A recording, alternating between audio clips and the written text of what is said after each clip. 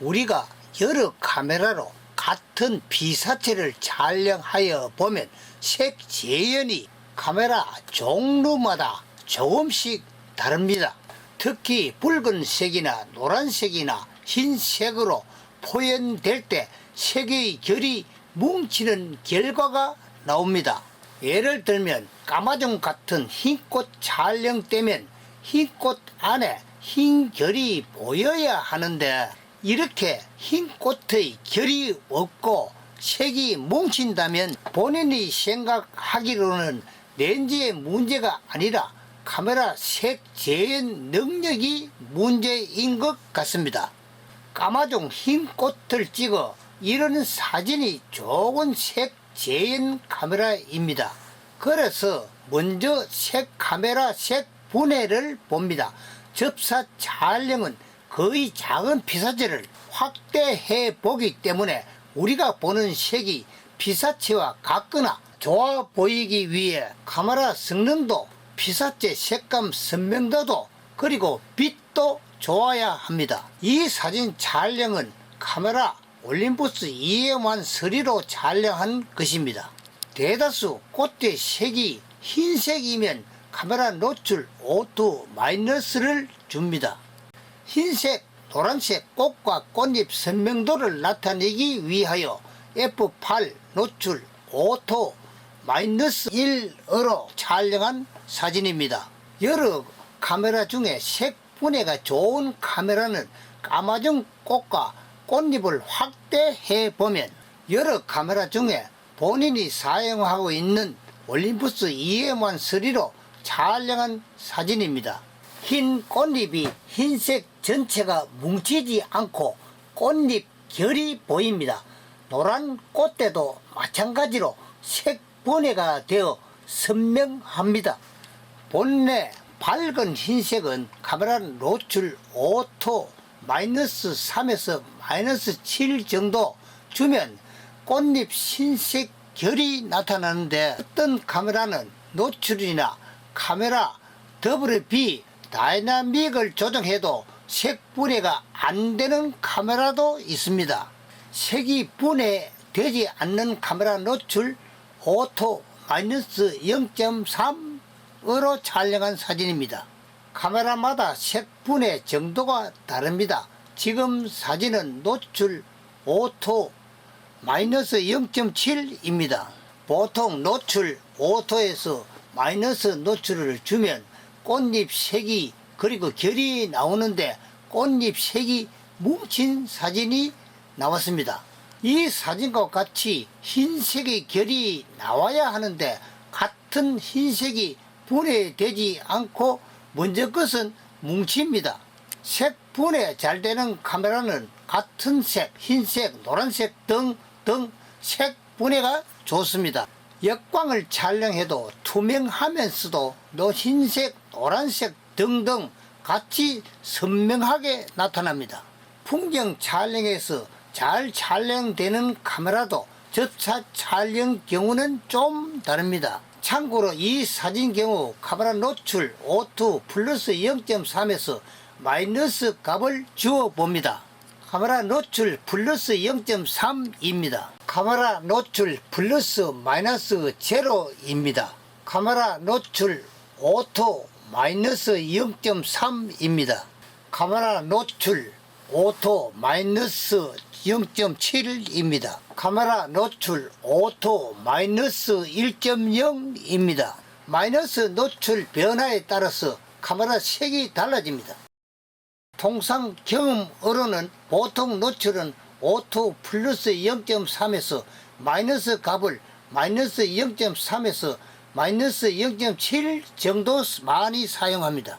노출 마이너스 값 마이너스 1.0 사용은 극히 사용 드뭅니다. 지금까지 노출 촬영은 중앙부 채광을 기준으로 말씀드렸습니다. 이렇게 본인은 카메라 노출 플러스 마이너스 값으로 거의 후 보정 없이 촬영합니다. 옛날 필름 사용 때 나이카 카메라 100mm를 사용하여 본 기억으로는 색분해가 16가지 정도로 알고 있는데 지금 렌즈는 그에 버금가는 어떤 렌즈라도 촬영하여 보면 손색이 없습니다.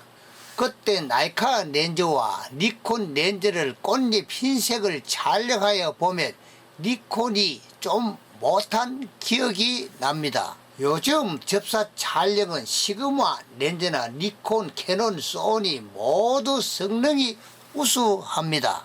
저의 소견으로서는 지금 렌즈 성능은 한계점이 있고 단지 카메라 이미지 센서가 카메라 이미지 센서 색분해 능력이 좋아야 한다고 생각합니다. 본인이 사용하여 본 현 신형 렌즈 소니 마이크로 90mm 렌즈가 좋다지만 10년 전 구형 담론 렌즈 마이크로 90mm를 촬영하여 보면 눈으로 큰 차이점을 보지 못합니다.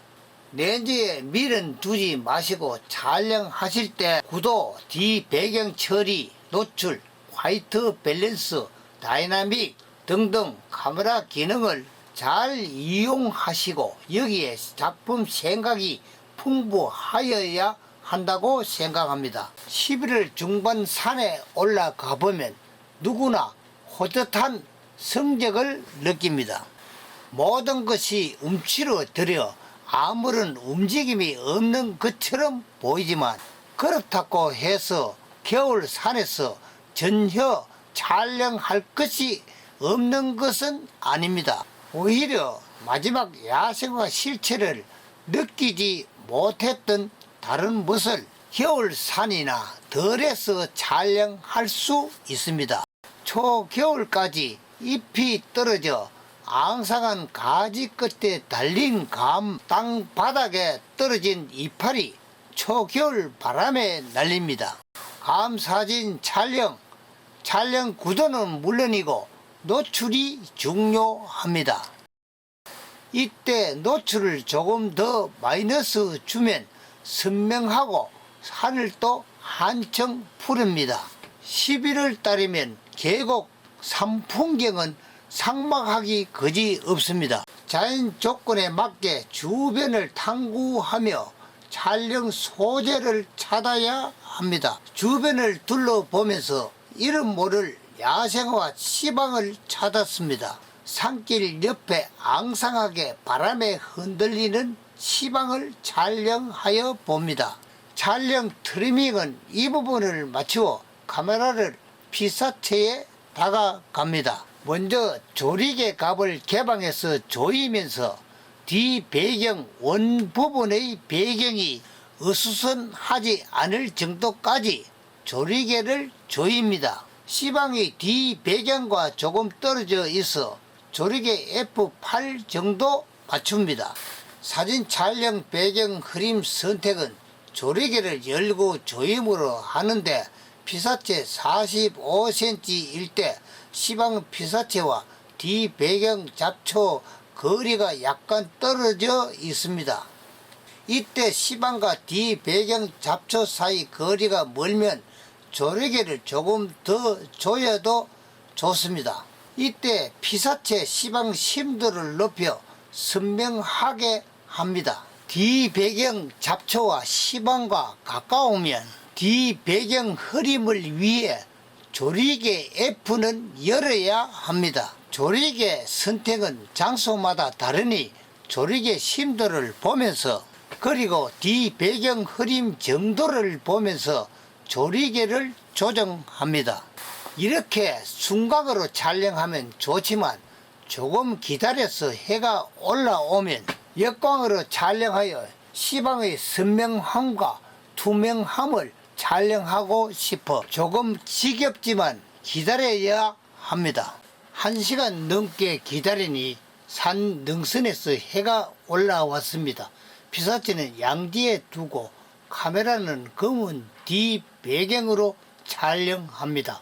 어두운 뒤 배경으로 촬영하였으며 노출은 중앙부 채광으로 조리개 F5.6 노출 오토 마이너스 0.7을 주었으며 뒤 배경이 검게 되며 시방이 투명하게 포현되게 하기 위해 다이나믹을 오프하였습니다. 그리고 각 구도의 변화를 위해 고정관념을 버리고 카메라를 회전시켜 보면서 여러 장 촬영합니다. 이때 촬영 조건은 반사판보다 자연광이 좋습니다. 조금 피사체를 크게 촬영하기 위해 카메라를 앞으로 당기며 조리개를 조금 더 조입니다. 카메라를 오른쪽으로 회전시키며 촬영합니다. 이때 피사체 시방을 회전시킬 때 녹색 쪽 빈 자리를 고려하며 촬영합니다. 평면 촬영 고정관념을 버리고 카메라를 이동시켜 회전시켜 보면 각 사진마다 조금씩 다른 감성이 납니다. 지금까지 촬영은 해가 올라오면 피사체는 양지에 위치하며 산 능선 뒤 그늘을 이용하여 뒤 배경은 검게 역광 촬영하였습니다.